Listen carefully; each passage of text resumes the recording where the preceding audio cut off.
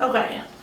My name is Ms. Yeakey. I am the probation agent for 14A-3 and 14A-4 district courts. You are here this morning to complete your orientation. You have been sentenced to probation. For those of you who are not aware, 14A-4 district court has 4 separate court locations. 14A-1 is at the service center at Washtenaw Hogback near the jail. 14A-2 is on East Michigan Ave, isn't it? I believe.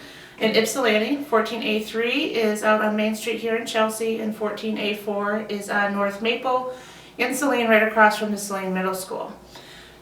Currently, I supervise 14A-3 and 14A-4 district courts, so if you were sentenced in either one of those courts, you will be reporting to me at either location.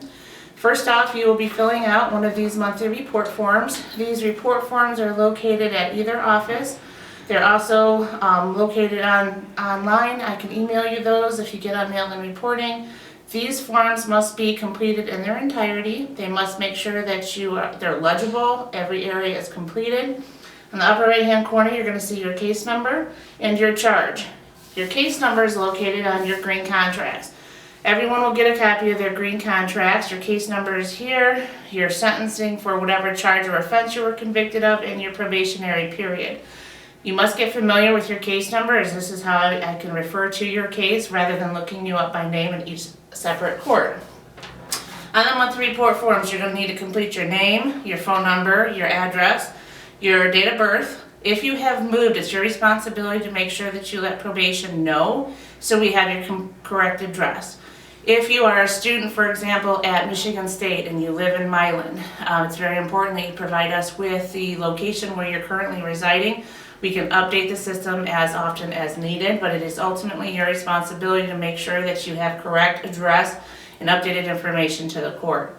Also, phone numbers. It's very important that you provide a phone number that's working. If it is a cell phone, please make sure that the voicemail box has been activated and that it's not full. The 2 biggest problems that we have contacting probationers is if we need to relay any information from the court, the phone number is either not in service or we get a DTE01, which means that you haven't paid your phone bill, or the voicemail box is not activated or it is full. We do not have the time to make sure that we are returning that call throughout the day. So you get one phone call and that is it. So please make sure you have a valid phone number. Also, a person that you live with, their relationship to you, what is your marital status? If you own or drive a vehicle, email address. Email address is our preferred method of communication. That is the easiest way for us to send and receive documentation. If you put an email address on here, that means that you check it on a daily basis. So if you're not checking your email on a frequent basis, don't list it here, okay? Name of employer or school, how many hours, what is your salary, or your hourly rate, and what is your schedule, Monday through Friday, 7 to 4, whatever your employment schedule is, or your school schedule. If you're on a tether, you will know if you're on an alcohol, a GPS, or some form of tether.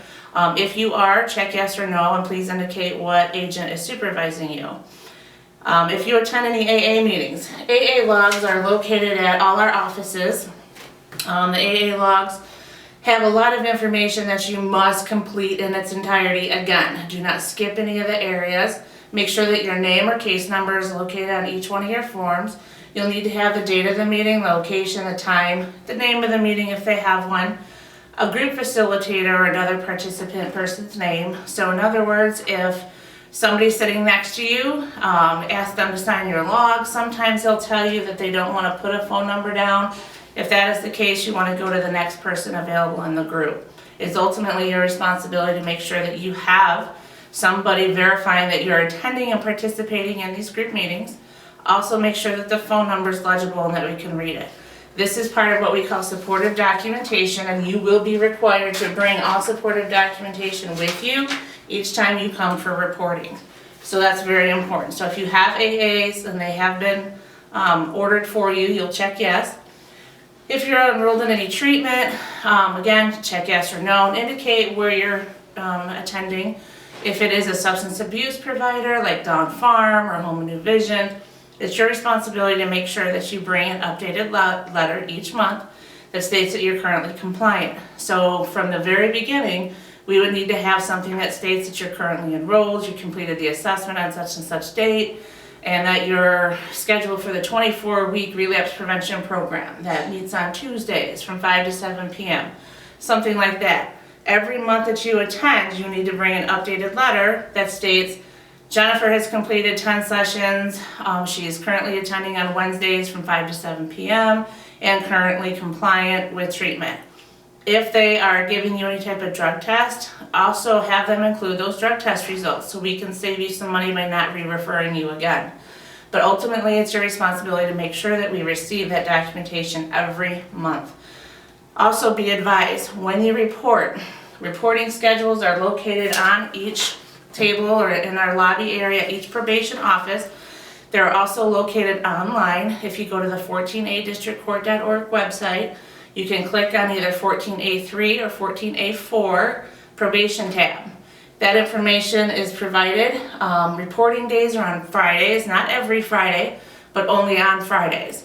I am in court Mondays, Tuesdays, and Thursdays. So Mondays and Thursdays, I'm here in Chelsea. Tuesdays, I'm usually in Saline. So that basically leaves Wednesdays and Fridays. Fridays, we reserve for defendants to come to probation to discuss any problems or concerns that you may have. Reporting times are between 8 and 12:30. At 12:30, the sign-in sheets are removed, so anybody showing up after 12:30 will not get credit for reporting. Our offices are very, very small. If anybody has been out to the Chelsea location in this area here, we have maybe a spot for 10 people. So we ask that for PSI appointments and for reporting that you do not bring any friends or family members, do not bring your children. Even if you don't have daycare, we need to make sure that we have all of this scheduled in advance. Due to safety and security reasons, we just don't have enough room for everybody. So only the defendant should be coming for appointments and or reporting times. Also, it's up to you to pick which one of the dates that you would like to come. You don't pick all of them, you pick one out of that calendar month. If you want to see me in Saline or in Chelsea, it doesn't matter, it's up to you. I'm at both locations. Please note, however, your files are housed here in Chelsea. So if you want to see me in Saline, give our office a heads up and let us know that, hey, I'm going to go to Friday's reporting in Saline so I can take your file. I have all your information there. It makes things a little easier. You don't have to do this, but it's preferred. Also for reporting dates, the best thing that you should want to do is the quicker that you satisfy your terms of probation, the quicker we decrease supervision. So in other words, you pay off your fines and costs, they send you for a drug screen. If you're completing community service, you're compliant with treatment and so forth, I may allow you to what we call mail in your monthly report. If you're on mail-in reporting, on the bottom of each one of our report forms is all our contact information for both offices. Even though I have reporting in Saline and in Chelsea, we would ask that you still send all communication to the Chelsea office. At no time should you be looking for me in Saline or calling the Saline office to get a hold of me. You always want to call the Chelsea number, which is located on my business card, as well as on the monthly report forms. So if you are fortunate enough to be placed on mail-in reporting, you would either fax your information to our office, you can scan it in your computer and email it to us, you can drop it off in person, or you can send it by regular US mail. I would suggest that you scan it, send it as a JPEG file or an attachment. That's much easier. That way I can hit reply and respond to you so you have confirmation that I received your report. Those of you who are faxing or mailing it, due to the high volume of probationers we supervise and the amount of documentation we receive, it is very difficult and timely for us to check through over 100 faxes to see if your documentation was received. So if you want verification, please email it to our office. Again, all communications should be sent directly to the 14A-3 District Court. Fines and costs. Amount since paid since sentencing, how much you're paid for equal monthly installments if you were granted that opportunity. Depending on which judge you have, some judges will allow payment schedule. Your payments start 30 days after, your payments start at sentencing. However, if it was payment in equal monthly installments, your first installment would be due 30 days after sentencing. The important thing you need to understand about fines and costs is that probation does not have the authority to amend or adjust the order of the court. We only simply report back to the judge whether or not you're compliant. So I suggest that you make fines and costs your priority, okay? Make sure that if it's $200 every month, that you don't go a month without making any payment. It's in your best interest to provide any financial changes or updates to my office so we can better prepare for court and let the judge know what your situation is.